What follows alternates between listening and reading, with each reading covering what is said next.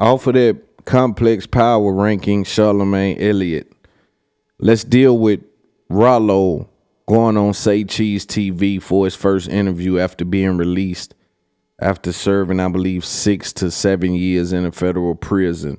For those unaware, rapper Ralo has been incarcerated in the federal penitentiary. His name has came up in a slew of things since his arrest. And this interview with Sean Cotton, he came to address a lot of those things. Salute Sean Cotton, salute Say Cheese. He's a pillar in the space. He didn't even make the list. So again, the list is null and void.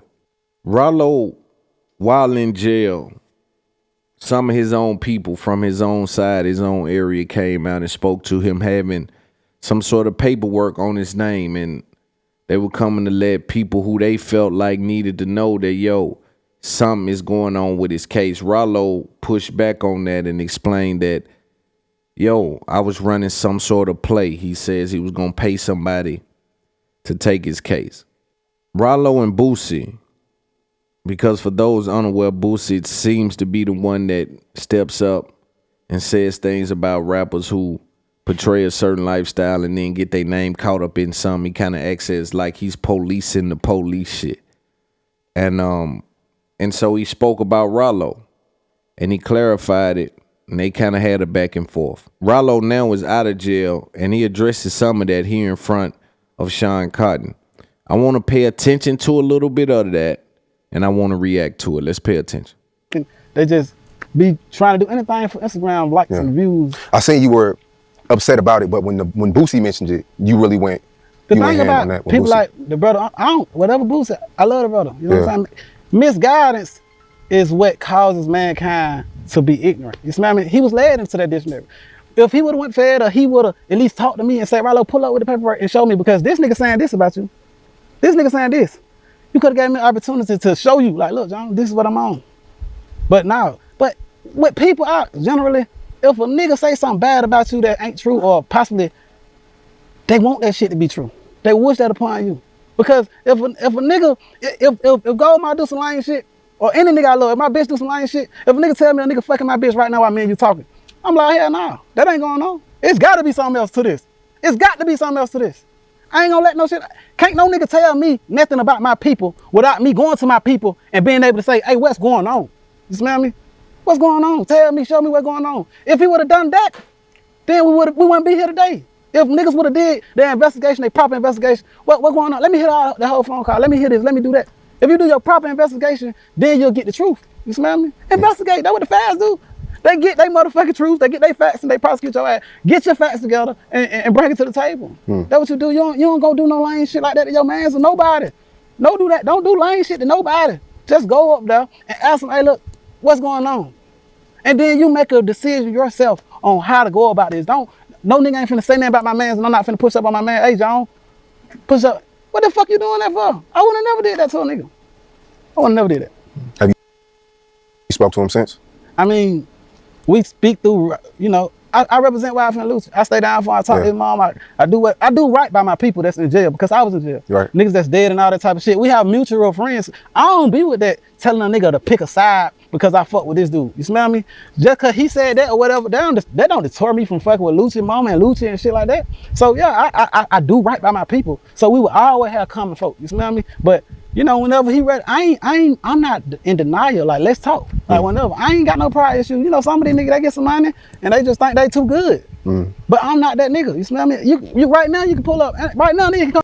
I'm ready. You smell me? Like, I don't be with all that old bitch ass shit. And then I won't tell you like go get no gun, because I ain't scared to lose. You smell me? We can fight it out or whatever. Even if we do some lying shit now, we fight over here and shit. You smell me? So like, it's just like that with me. If you my brother, or supposed to be my brother, you love me, or you some kind of real nigga, then, you know, we can have a conversation. That we don't like the results to it, let's shoot it. Let's shoot a one. You know what I'm saying? But niggas quit to go get a gun when they get their ass beat. So, yo, I think it's important I speak about this, right? Ralo said a gang of real shit in there. Boosie has his position. What I find interesting is, and where I find opportunity is, that Ralo seems to be one of them dudes from the street that meet these guys and put them in the family box. Everybody don't go in the family box. Like, even when I hear him say, yo, if I'm supposed to be your people and you supposed to love me, I'm supposed to be your people. Like, my question to that would have been, yo, how long you been knowing Boosie? 10 years. Like, yeah, but is it a rap thing? Is that some rap shit? Like, do y'all really kick it? Because if we really pay attention to the streets and we all come up in the streets, we got to pay attention to not only this scenario, but all scenarios that happen across the land. We can even stay in Memphis. We deal with Lil Migo.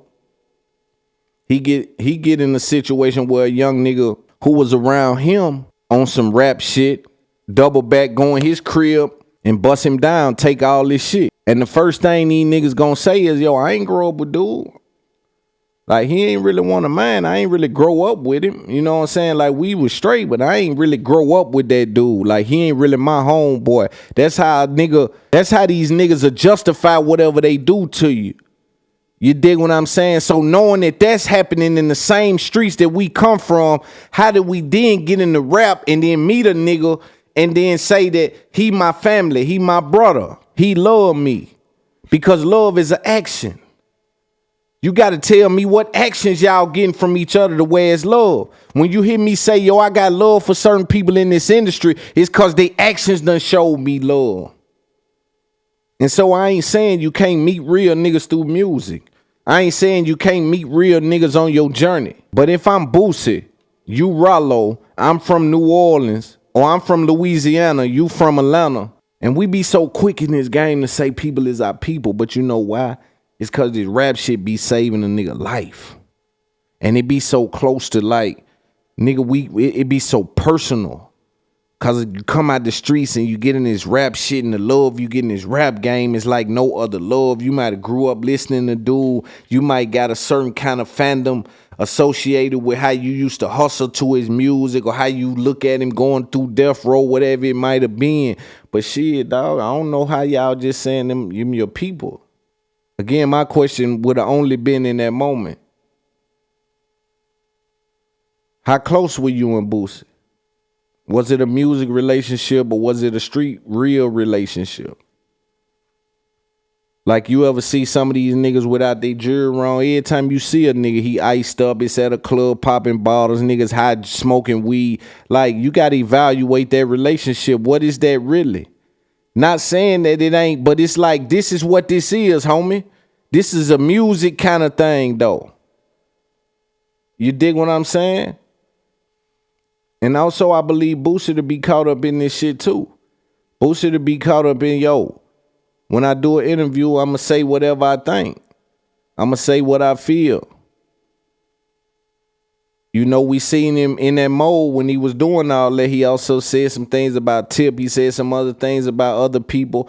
Like, Boosie was on that. That's what he was on. He eating off these interviews. I'm always intrigued because so many street rappers have interviews with people who don't understand the streets. And so you could say certain things that need clarification on the street level, but you won't get it from that conversation, right? Because even in the Ralo interview, and QCP is my brother for real, I fuck with him. And he fuck with Ralo the long way. And so the scenario that's happening is Ralo was, according to him, trying to pay someone $300,000 to take his case. There was I think a federal case on one of these busts that was involved with his case, that he was trying to get someone to take the case so he can get back out because he was the breadwinner. He was trying to work a move, finesse the feds. Now, in doing that, I don't know what that entailed or what he had to do to make good on that deal, or make good on trying to make it look like that. I think that's where they're drawing from. It's like, in doing that, he might have said some things that was pointing the feds that way, away from him, but pointing them that way to try to get out of the situation. I don't think that he was able to get out of it in that way. I think ultimately it rolled back on him. But that was one of his people, one of the people that was known to be with him, that was running around Atlanta, and they had a back and forth. I think this was one of the better interviews of the year with Ralo. My only question would be to Ralo is, one end, I hear you on there and you say, yo, in my mind, I was ready to do 30 years. I was ready to go ahead and lay it down for 30 years. And then on the other end is, I'm trying to work a move to get out. You see what I'm saying? And so that's what people are asking me about.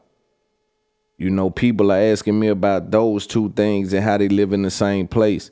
And so I'll put that out in the universe for Ralo. And if he comes across that, you know what I'm saying, then he can justify that if he see fit. He also spoke about being told on himself and about a guy who he helped along the way and hustled with him that told on him. I always like to ask people how they get over that and what that's like. Because when I got put in that situation, if I'm being honest with you guys and myself, it changed me. Someone betray you, on that level. It's like they rip it from the roots. They rip your trust from the roots. I've been involved with people who to get out of a trap, they'll cut their own leg off. Cut their arm off to get off the trap. They'll do anything not to get caught on the trap. So I know what that's about and I know what that's like, right? But I also know, man, it's like an uphill battle. Just even being born in the circumstances to even have to consider selling drugs and building up all these different walls. And I was talking to my cousin the other day, and he in the federal penitentiary. He was telling me, man, I had got a car and such happened and such happened, one of my Lolos, and I used to just park it at a hospital. It was a hospital 2-3 miles from my crib, one of my spots. And I never took that car to my spot. It's the car would be all at the club, me and my little Lolo. It never pulled to my house. Do you understand the level of this is war, my nigga. This is high level war. A nigga can't even pull his car to his house dealing with this street drug game. That mean every night I got to get some kind of way to get from here to there. I might got to drive a car here, get out that car, get in this car. It's like it's a lot going on for my safety. And when you do all of that and still get told on, or you do all of that and they still get tipped off, or they still get to you some kind of way, it'll break down your understanding. I want to talk about this and then we'll get out of here for the day and I'll see you guys next week. Ralo and Young Dolph.